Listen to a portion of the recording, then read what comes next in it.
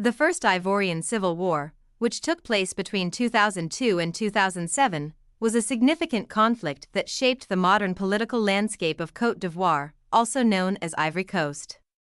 The war was the culmination of long-standing ethnic, political, and economic tensions that had plagued the country for years, particularly since the death of the nation's first president, Félix Houphouët-Boigny, in 1993. Côte d'Ivoire, once regarded as a beacon of stability in West Africa, saw tensions rise after the death of Houphouët-Boigny, who had ruled the country since its independence from France in 1960. His leadership was characterized by relative stability, but after his death, the nation grappled with a power vacuum. His successors, notably Henri Konan Bedai and Alassane Ouattara, became embroiled in political struggles that exacerbated underlying divisions within the country.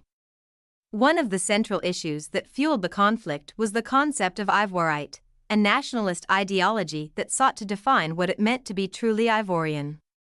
Under this policy, individuals with foreign lineage, particularly those from the northern regions of Côte d'Ivoire and neighboring countries like Burkina Faso and Mali, were increasingly marginalized.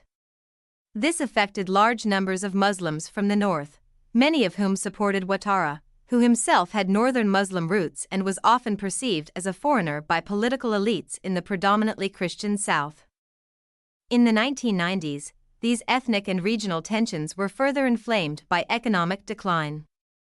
Côte d'Ivoire's economy had been largely dependent on cocoa production, but falling prices and economic mismanagement contributed to widespread poverty and social discontent.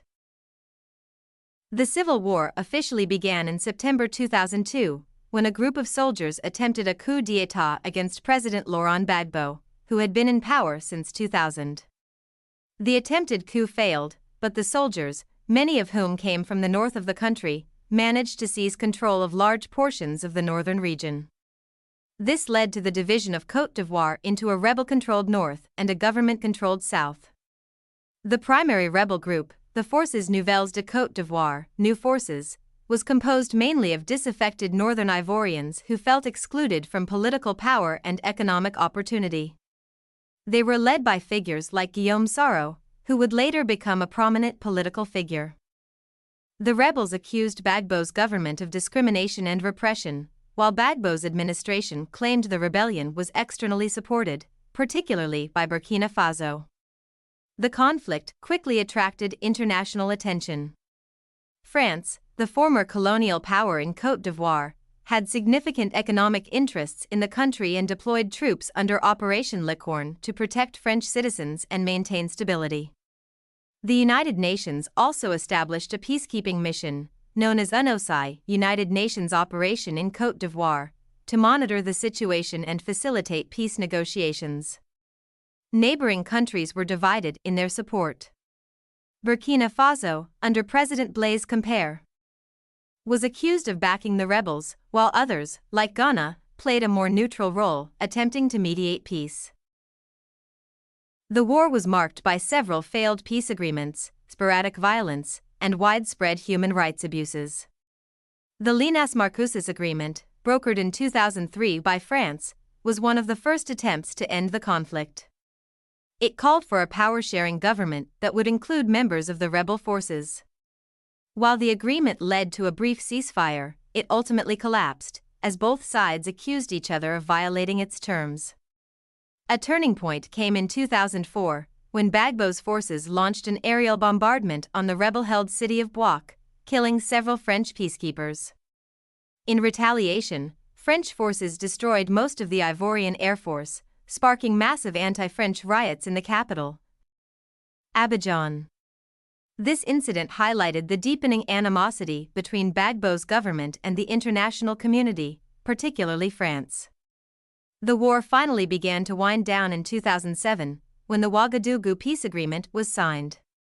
This agreement, brokered by Burkina Faso's President Compaoré, called for the disarmament of rebel forces, the integration of northern fighters into the national army, and the organization of new elections.